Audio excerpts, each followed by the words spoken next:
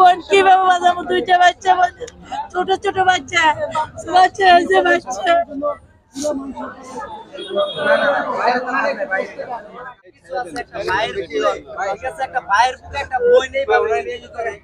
এর থেকে বড় কষ্ট দুনিয়াতে আরো কিছু আছে? আপনারা মনে করেন যে মিডিয়াতে প্রচার করতেছেন, ও কান ধরে না। একটা ভাই যেভাবে কান্না করতেছে একটা বোনের জন্য, ঠিক আছে, এটা মানে আল্লাহর আরশ পর্যন্ত কাইপা জায়গা, আর মাথার চোখ ধরে এখনো পর্যন্ত কোনো প্রতিক্রিয়া নাই। আমি দেখছি সকালবেলা মুখ ফাইটা কইতে হইতাছে আমার, ঠিক আছে, সকালবেলা দেখছি আমি এই জায়গার স্টাফরা ওর ভাই ওর বোনের বই নাই না, ওর দুলা ভাই না, এই জায়গায় চিকিৎসা করাই হয়ে গেছে। আমি আর বাস্তব প্রমাণ বাঞ্চুদের বাচ্চারা গাড়ি থেকে নামতে চাইছি, আরে এখানে না অন্য হাসপাতাল নিয়ে যান। ওর বোন যদি এই হাসপাতালে ঢাকা মেডিকেল হাসপাতাল নিয়ে যাইতে বলছে। বোন যদি বোনের কি হইছে ভাই? বোনের ব্লাড ক্যান্সার। ভাই আপনার নামটা একটু বলুন। আমার নাম মাহফুজুর রহমান। আর বোনের নাম? তাসলিমা আক্তার।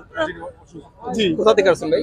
লক্ষ্মীপুর থেকে। লক্ষ্মীপুর থেকে। ওই জায়গাতে পানি বেশি, সেই জায়গাতে আমাদের অঞ্চলে আমার ঘরে পানি, আমরা পানি না বাইর করতে পারি না। এখন অনেক দিন আনতে পারি না। বাইরেছি আজকে এরকম অসহায় কি আর দুই চারজন আছে এরকম অসহায় মানুষ? আপনারা কি এখন কি করুন ভাই? এখন আমরা কি করার? আল্লাহ সাঙ্গ মাবুদ নাই। বোন কিভাবে বাজাবো? দুইটা বাচ্চা ছোট ছোট বাচ্চা বাচ্চা আছে বাচ্চা।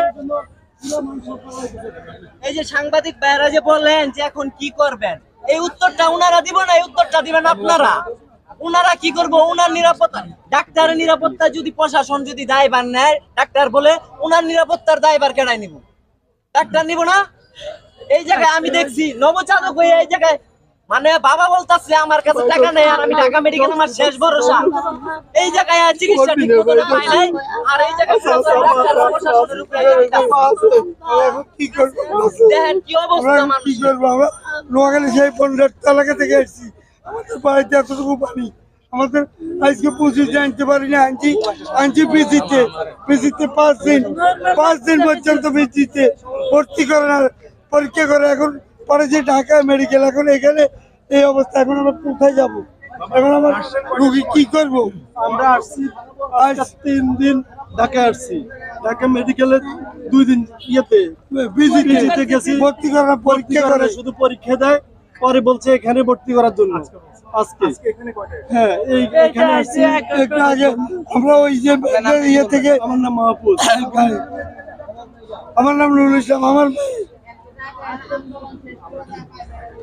শোনা যায় আসলে লক্ষ্মীপুর থেকে বোনকে নিয়ে এই ঢাকা মেডিকেল এসেছে ভর্তি করার জন্য, কিন্তু আসলে ভর্তি করাতে পারতেছে না কর্মবিরতির কারণে। দর্শক আপনারা দেখতে পাচ্ছেন এই ঢাকা মেডিকেল, দর্শক দেখতে পাচ্ছেন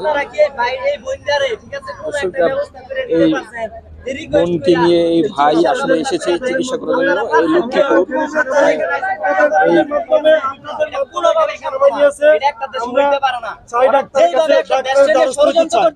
আপনাদের সহযোগিতার মাধ্যমে সেনাবাহিনী হেল্প নিয়ে আমি আমার বোনকে নিয়ে ডাক্তারের দ্বারস্থ হতে চাই।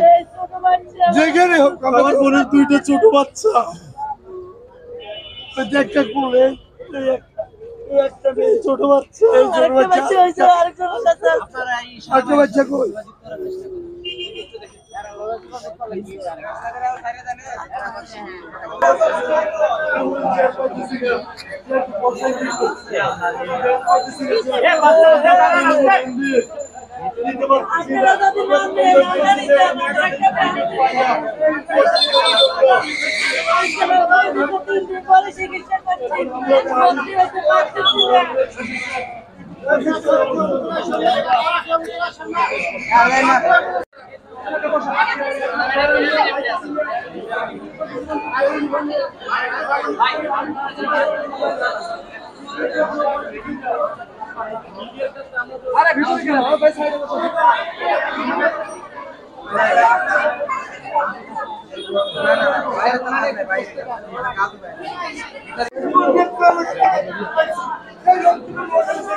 আমার ভাই কতটুকু পানি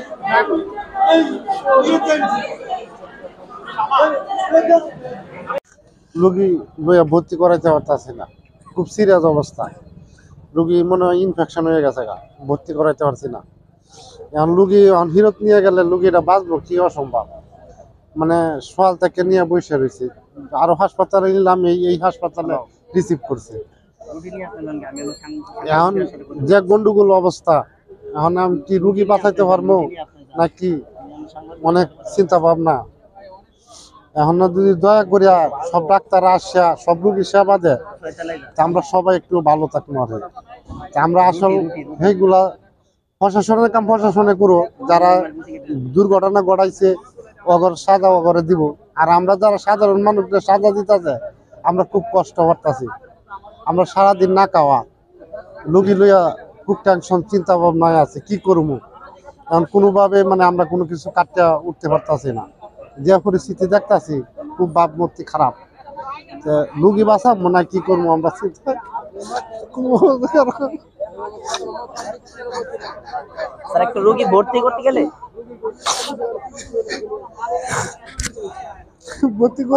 ভর্তি করাটা ডাক্তারের জিগাইলে কখন কি আমরা যখন এটা রান্নি মাংস হইব তখন আমরা ভর্তি করবো না। রুগী তো চিল্লাইতেছে কান্তাছে, আমার বাঁচাও বাঁচাও, কেমনে বাঁচাবো ওষুধ না দিলে। রুগী কোথায় আছে? আছে বাড়ি রাখছি এক জায়গায় বসে। কোথা থেকে এসেছিলেন? গাজীপুরতে কবে এসেছিলেন?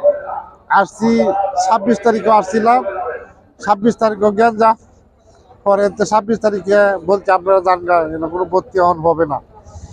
কেন আসছেন, গন্ডগোল দেখতেছেন না। আমরা গেছি গা, গিয়ে আরেক জায়গায় ভর্তি করাইছি।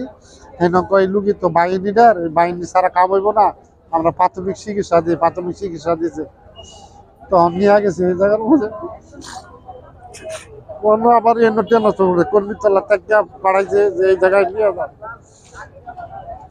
রুগীর কি সমস্যা? সমস্যা হয়েছে অ্যাক্সিডেন্ট, 24 তারিখে অ্যাক্সিডেন্ট হয়েছে। সন্ত্রাসীরা মার্কেট আইছে তো টেকার এই যে হাতে মোবাইল আছিল ওইটি দূর করিয়া ফোনটাতে নামছে।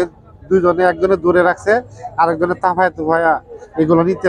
এগুলো মেয়ে ছাড়তেছে না, 17 বছরের মেয়ে ছাড়তেছে না। এগুলো নিচে এবারে উন্না ছিল, উন্নার ধরে ফেরসান দিয়া ফালাইছে। ফালাই ফিটা পিছন দিয়ে পুরা চিল্লে গেছে গা, এই সাইড চিল্লে গেছে গা, পাও যে ফেতুরা রেখেছে পাও মানে চিল্লে গেছে গা। এখন কি করবে? কি করতাম আমরা কিছু না, আমরা রুগী নিয়ে ভর্তি করা চিকিৎসা দিই। আমরা এটা চাইতেছি যে রুগী নিয়ে ভর্তি করা চিকিৎসা করা দে, যা আমরা এটা চাইতেছি চিকিৎসা। দর্শক আমরা কথা বলছিলাম রোগীদের কারণে তেমন কোনো চিকিৎসা পাইতেছি না আমরা। এখন রুগী মীমাংসা না হওয়ার পর্যন্ত বলে এটা চিকিৎসা চলবে না। কোনো ডাক্তার চিকিৎসা করতেছে না? না, এখানে রাখবেন না, অন্য কোথাও নিয়ে যাবেন? অন্য কোথায় কি করবো কোনো বুঝতে পারতাছি না।